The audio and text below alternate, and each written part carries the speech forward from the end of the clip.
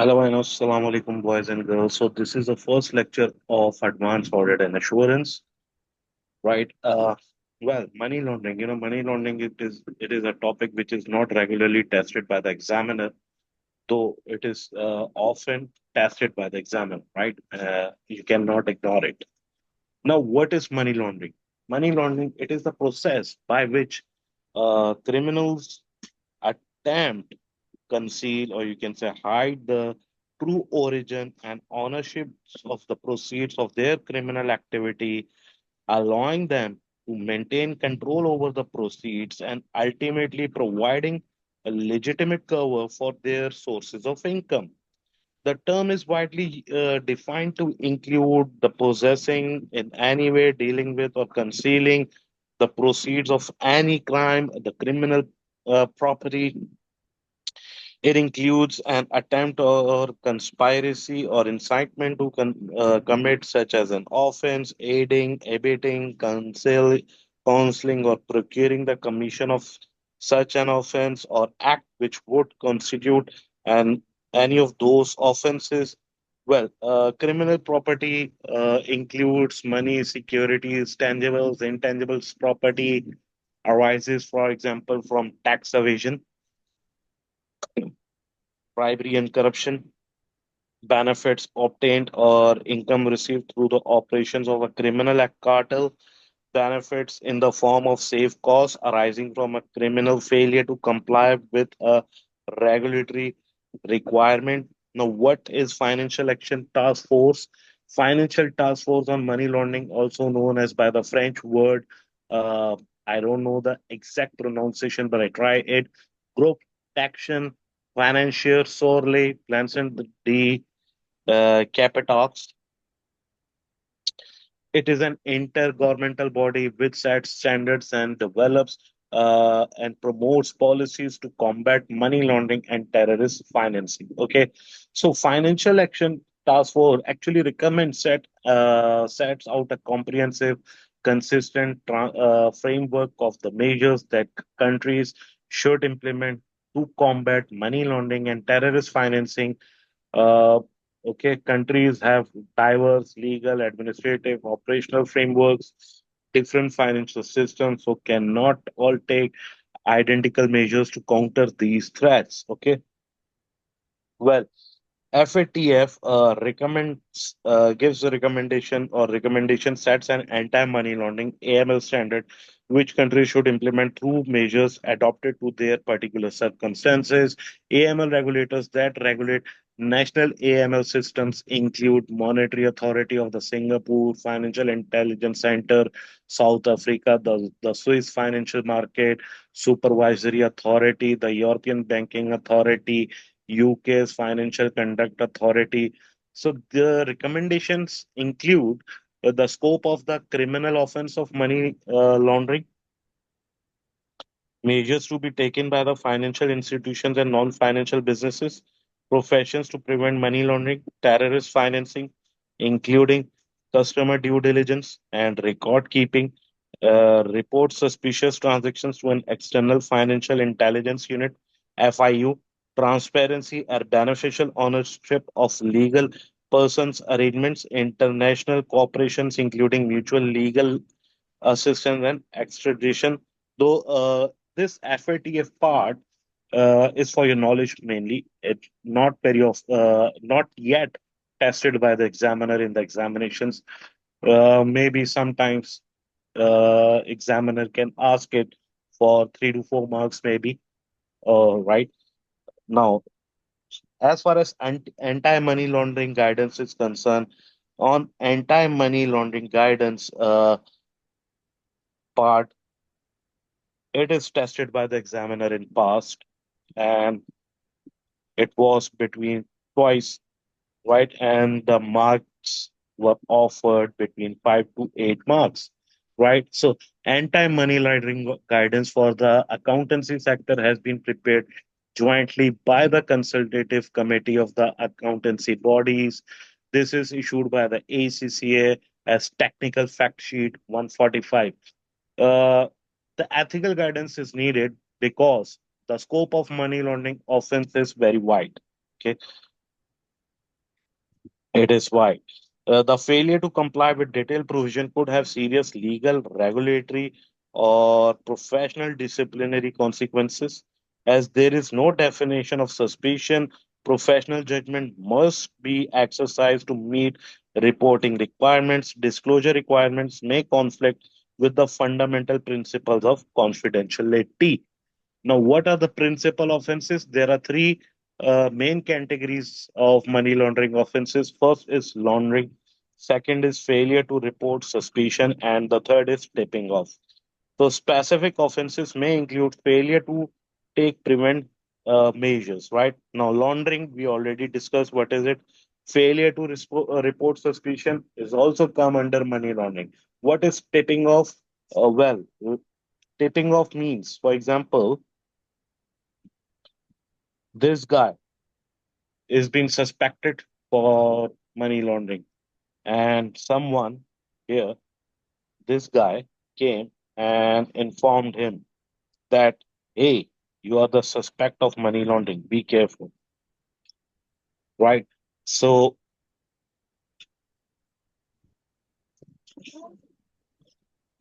so this is come under taping off, and it will become under the offense of money laundering. Now, the money laundering or the laundering has three stages. The process of laundering criminal proceeds is often described in terms of three stages. First stage is placement. Physical currency enters the financial statement. For example, dirty money in the form of physical cash can be deposited at financial institution, bank to start the cleaning process. It used to purchase money orders to pay off a loan or debt, converted to tokens or gaming chips in casino. This can be the most challenging stage for the money launderer. Okay. Uh, because placing large amounts of cash into a financial system will usually draws suspicion. Then there is a layering, obscuring the trail of the dirty money by way of series of financial transactions, building layers between the funds and their illegal source. For example, through a series of bank-to-bank funds transfers, both domestic and international, buying and reselling high-value assets such as properties. The greater the number of layers, the harder it will be to identify the origin of the money. Then there is integration with monies from legitimate commercial activities as they enter the mainstream economy. The illegal funds takes on the appearance of legitimacy. At this stage, it may be impossible to determine whether the wealth is legal or illegal. Okay. Then we have here are the few of the examples for you. Laundering. Money laundered uses illegal money to buy high value assets such as artwork, uh, some big house, villa. As a later date, the items are resold for cash or a bank transfer through the auction house, right? A casino laundering is another example. The launderer buys game chips at the later date. The chips are returned for cash or a bank transfer from the casino into the launderer's account. Trade laundering, directors of legitimate business falsify invoices to move illegal money. It may be impossible for banks and tax authorities to recognize the legitimate business transactions alongside actual business takings. Then we have fiscal offenses, tax evasion. As I said earlier, it is a crime. The proceeds of tax evasion can be laundered in the same way as those from drug trafficking, terrorist activity, theft. So offenses may relate through direct tax, for example, income tax or corporation tax. Indirect tax, that is sale tax, tax evasion offenses that will fall within the definition of money laundering include under declaring of income, over claiming of expenses, uh, reporting suspicion. Now, taping off. I already explained you taping off, but just do it fastly. The offense of taping off includes disclosing a suspicious activity report of investigation to a third person, or otherwise prejudicing a conviction or money laundering. So in certain cases, non-disclosure and action should result in a tipping off, for example, not carrying out client's instruction, that is effectively money laundering operation. Now, what are the penalties on it? On conviction, offenses may be punishable by the imprisonment, for example, minimum terms from 6 months, or the fines may be unlimited, or both. What are the liabilities? All partners in practice and directors in the firm are potentially liable on a joint and several basis for breaches of the firm's obligations.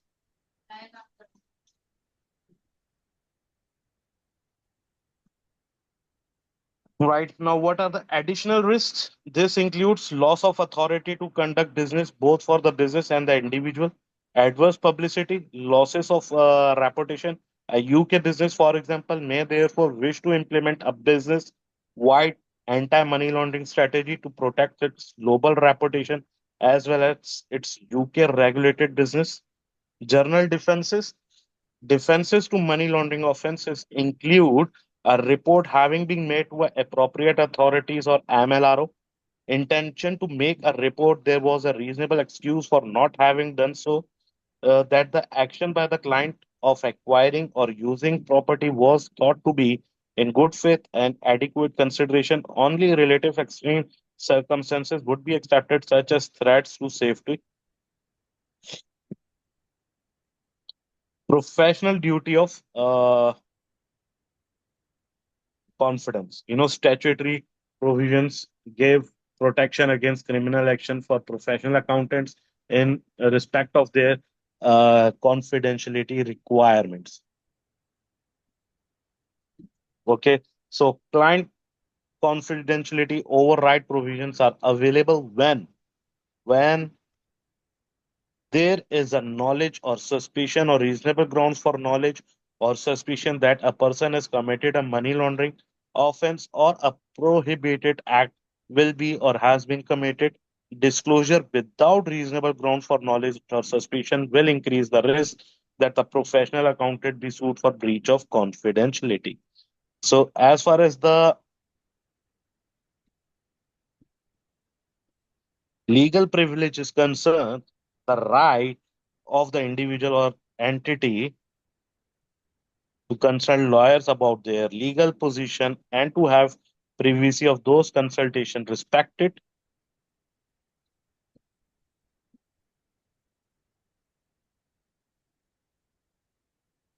Legal privilege can provide a defense or professional legal advisor, example, lawyer, solicitor, barrister, to a charge of failing to report suspicious of money laundering. It can only apply where information is received in privileged circumstances, not communicated or by the lawyer with the intention of furthering a criminal purpose. Legal privilege does not apply to discussions between professional accountants and their clients. Accountants must report all suspicions of money laundering. Now, what are the requirements? The following obligations are designed to assist professional accountants in detecting and preventing their organization being sued for money laundering, establishing a top-down AML culture embedded throughout the whole organization, implementing risk management procedures, internal controls, policies to ensure effective, efficient compliance with the legislation, appointing a money laundering MLRO at a senior level, appointing a key partner to be responsible for risk management and internal controls, implementing record keeping system for all transactions, maintaining systems for initial verification and continued monitoring of clients identities, transactions, activities, establishing internal suspicion reporting procedures, and educating and training all staff in the main requirements of the legislation. So, risk management, internal controls, and policies, as far as the approach to anti money laundering procedures, must be risk based, right?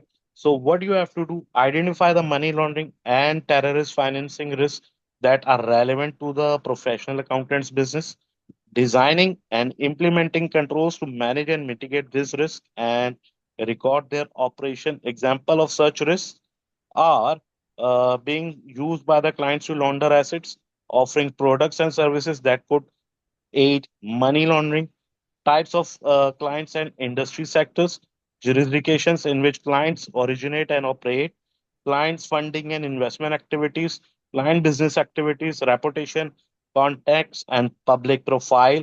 Internal controls and policies should be established that reflect the perceived risk, cover client due diligence to ensure that anyone who suspects money laundering knows how to report this to MLRO, to provide the MLRO with the means to judge the reasonableness of suspicions and assess what should be reported to the appropriate authority. Client acceptance procedures should include identification procedures and gathering KYC. That means know your client information. So, controls over client money and transaction passing through the client account should make particular attention to the identity of the client, commercial purpose of the transaction, the source and destination of the funds. Money laundering reporting officer should have suitable level of seniority, experience. Example, one of the principles of accountancy firm, MLRO, is responsible for considering internal reports of money laundering, deciding if there are sufficient ground for suspicion, preparing SARS, and liaising with the authorities on consent and disclosure issues. In addition, MLRO may also take responsibility for training the firm's employees in AML and SAR procedures, advising how to guard against risk of tipping off or prejudicing investigation, design and implementation of internal control of internal AML system, that is anti-money laundering systems and procedures. Clearly, a sole practitioner without employees or associates does not require an LRO. Now, till when you should keep a record? All client identification records, details of the business relationships and transactions, and details of the monitoring of the relationship in a full audit trail form must be maintained. Records of transaction must be kept in a readily retrievable form for a period at least 5 years following the completion of the last transaction or series of transactions or the end of the business relationship with the client. Business must have controls to ensure that where records are accessed by more than the department or individual. They cannot be destroyed until 5 year retention period has been satisfied for all users. So client verification record must be retained throughout the period of the relationship and for 5 years after termination of the relationship. All internal reports, external reports, action taken by MLRO must be kept for at least 5 years from the date of being dealt with the by the MLRO. ACCA rules of professional conduct, retention of books, files, working papers, and other documents also apply. Now, customer due diligence, CDD, taking steps to identify customers and check they are who they say they are. CDD, also referred to as Know Your Client, ensures that professional accountants know who their clients are, do not accept clients unknowingly which are outside the firm risk tolerance, whose business is not understood with the sufficient clarity to be able to form money laundering suspicions when appropriate. CDD, which applies to all clients, new and existing, must be conducted when establishing a business relationship, when carrying out an occasional transaction, when there is a suspicion of money laundering or terrorist financing, when there are doubts on concerning the accuracy, reliability of previous identification information, before entering a business relationship. The professional accountant must identify, verify the client's identity using documents or information from reliable and independent sources. Identify a beneficial owner who is not the client, obtain information on the purpose and intended nature of the business relationship. Well, client information. The greater the risk of the client conducting or being exposed to money laundering opportunities, the greater the depth, the strength, and the detail of KYC information required. For a normal risk individual, typical documentation includes official items with a photograph, establishing client full name, permanent address, photographic driving license or passport supported by a recent utility bill. For a normal risk entity, obtain the registrar of companies, the certification of incorporations, companies registered address, list of shareholders and directors. So, as far as the suspicion is considered, it is impossible to define suspicion. Okay, a suspicion transaction or situation will often be one which is inconsistent with the client's known legitimate business or personal activities. The key to recognition is KYC, know your client. Examples of potentially suspicious transactions include unusual large cash deposits, frequency of exchange of cash into other currencies, transactions where the counterparty to the transaction is unknown, and any activity inconsistent with the normal business activity, any activity involving offshore business arrangement where there is no clear business purpose underlying some arrangements. Reporting. Professional accountants are legally required to report knowledge of suspicious of money laundering to the appropriate authorities such as MLRO, police, or custom officers. It is a criminal offense not to do so. There are no de minimis concessions. The obligations to report is irrespective of amount involved, the seriousness of the offense, right? So the written report should include no action which could offense must take 7 working days unless consent is given. Legal advice must be sought quickly. If no response is received within 7 days, consent is deemed to have been given and the professional accountant is entitled to proceed. As far as educational and training is concerned, relevant individuals must be provided with training on how to report to the MLRO, how to identify clients, how to recognize and deal with the situations that may involve money laundering, the main money laundering offenses, the business procedures to forestall, prevent money laundering, including identification, record keeping, reporting procedures. Now, the training should include enable business to establish a culture of compliance, be documented to demonstrate compliance. Effective methods of training include attendance, conferences, seminars, courses run by external organizations, participation in computer-based training courses and webinars. When auditors should resign. Well, a business is not obliged to continue to act for a client where it does not believe that it is a commercial interest to do so, where would be incompatible with professional ethical requirements. In resigning, care must be taken to avoid taping off. Again, legal advice should be sought if in doubt. Other reporting duties. Accounting firms and others may have further reporting duties fulfill after reporting suspicion to the appropriate authority to which the different reporting standards may apply. For example, reports to regulators, auditors, reports on financial statements, the opinion in the independent auditor report, report to those charged with governance, statements of circumstances on resignation as an auditor. Now, it is not possible to obtain consent to tip off. Therefore, firms should seek to agree the wording of other reports with the relevant investigation authority. Where reports are required to regulators, governments, agencies which are not intended for publication or received by clients, caution is still required as regarded as tipping off.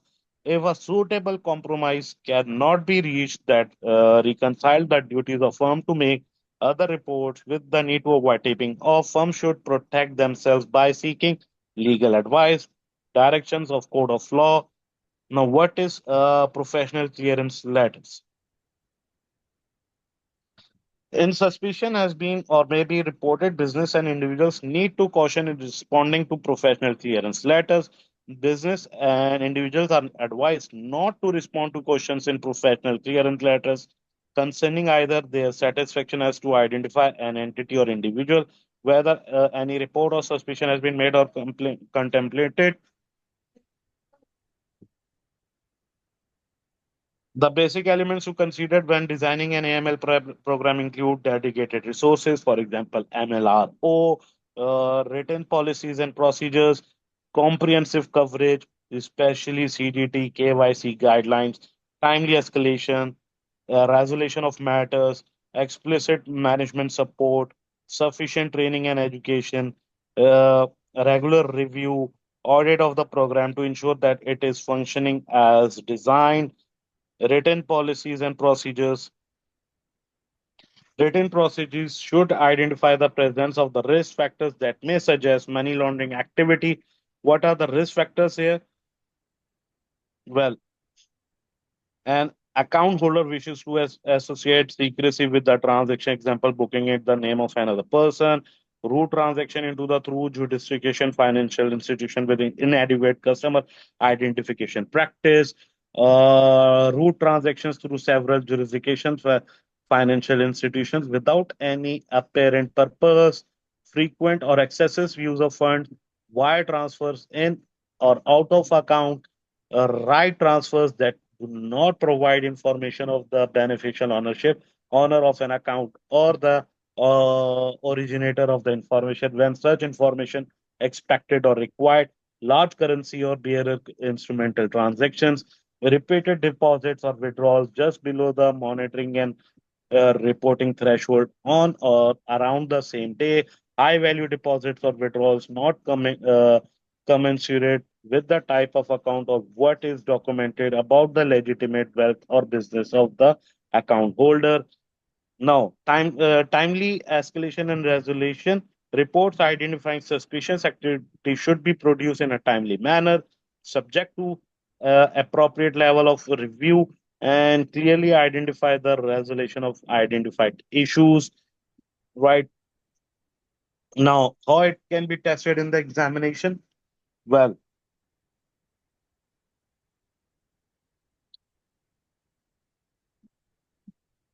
they can ask for what is money laundering, identify and explain money laundering stages in the exam, in the scenario, right? And definitely you have to connect it with the scenario and identify how it is money laundering, what are the issues, and how you will get better understanding in our next session when we will solve the exam question, the past paper question on money laundering in our next upcoming sessions. Till then, take care. Bye bye.